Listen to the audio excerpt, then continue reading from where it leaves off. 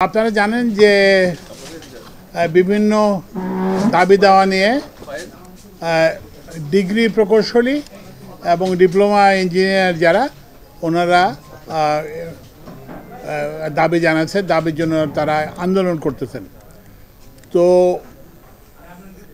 যারা ডিগ্রি প্রকৌশলী তাদের 3 দফা দাবি, আর যারা ডিপ্লোমা ইঞ্জিনিয়ার তাদের 7 দফা দাবি। তো আজকে আমরা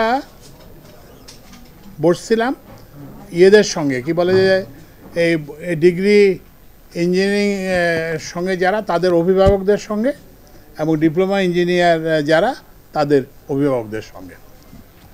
আপনারা জানেন যে আদালতে যেরকম আদালত খুব গুরুত্বপূর্ণ প্রশ্ন হলে অ্যামিকাস কিউরির সাহায্য নেয় মতামত নেওয়ার জন্য, তা আমরা ওনাদেরকে সেই রোলে বলছি যে আপনারা আপনাদের অ্যাফিলিয়েশন ভুলে কিংবা আপনাদের ব্যাকগ্রাউন্ড ভুলে, আপনি কি ইঞ্জিনিয়ার ডিগ্রি ইঞ্জিনিয়ার না ডিপ্লোমা, এটা ভুলে আপনারা আমাদেরকে পরামর্শ দেবেন আমরা কিভাবে এটাকে একটা সেতু করতে পারি বিবদমান পক্ষগুলোর মধ্যে, এবং সেটাই করতে পারি।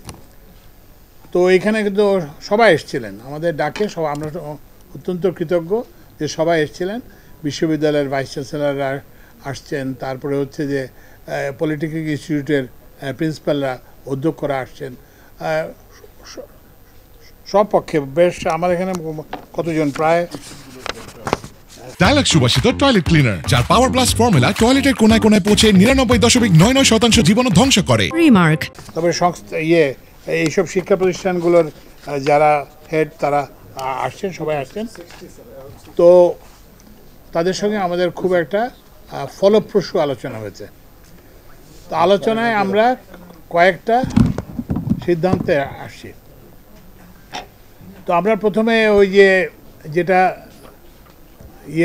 আমরা যেটা দেখাইছি যে এই যে দুই যে আন্দোলনকারী পক্ষ, তাদের দাবিগুলো হচ্ছে যে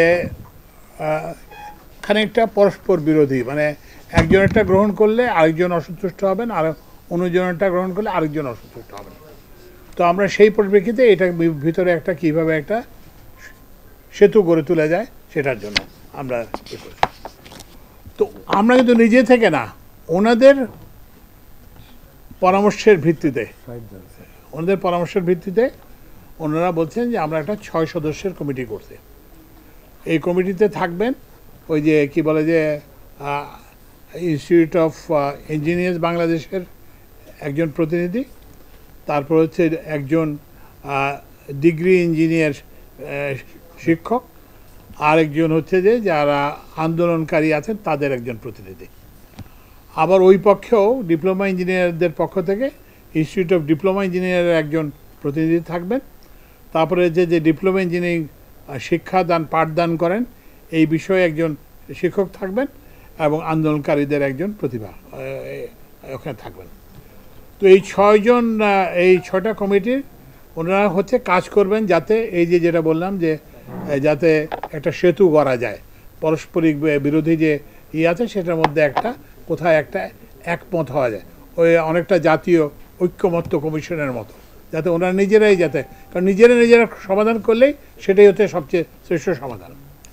এবং ওনারা এটাও প্রতিশ্রুতি দিয়েছেন যে ওই কমিটির সুপারিশ না আসা পর্যন্ত তারা আর কোনো আন্দোলন করবেন না, কোনো ওই যে রাস্তাঘাটে যে জনদুর্ভোগ হয় এরকম কোনো কাজে ওনারা লিপ্ত হবেন না।